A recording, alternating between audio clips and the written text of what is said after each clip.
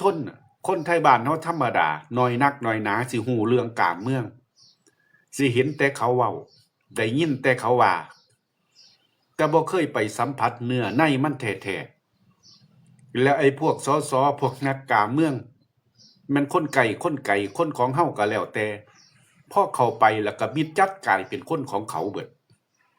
เอาเรื่องความในมาเว้าสู่คนฟังบ่ได้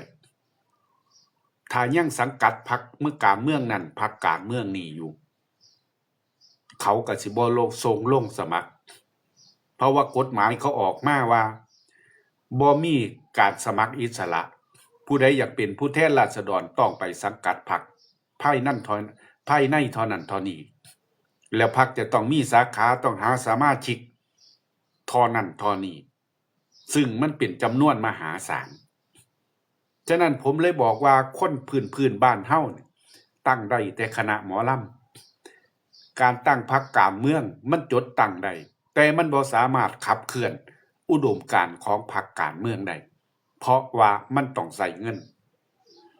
ฉะนั้นการเลือกตั้งครั้งนี้เนี่ยก็ใส่เงินอย่างมโหฬารคือกันเห็นบ่มีคลิปหลุดออกมาเขาฮู้แล้วว่าพรรคใดสิได้เป็นรัฐบาลเขาหัวกันไว้แล้วพอวันที่8ปั๊บฮู้คะแนนว่าทั้งใดเขาสิไล่ไปร่วมกันทันทีเพราะว่าเขาเตรียมการไว้ก่อนเลือกตั้งแล้วบัดนี้ประชาชน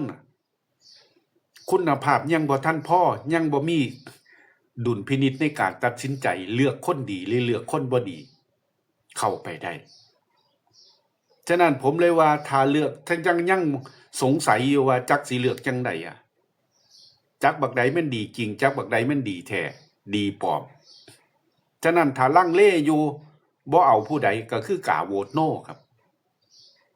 การกาโหวตโน่เนี่ยมันบ่แม่นว่าคะแนนถิ่มลงน้ำเด้การกาโหวตโน่นี่มันสิมีความหมายที่สุดครับเห็นบ่จังอบต.ท่าชะม่วงจังหวัดสงขลา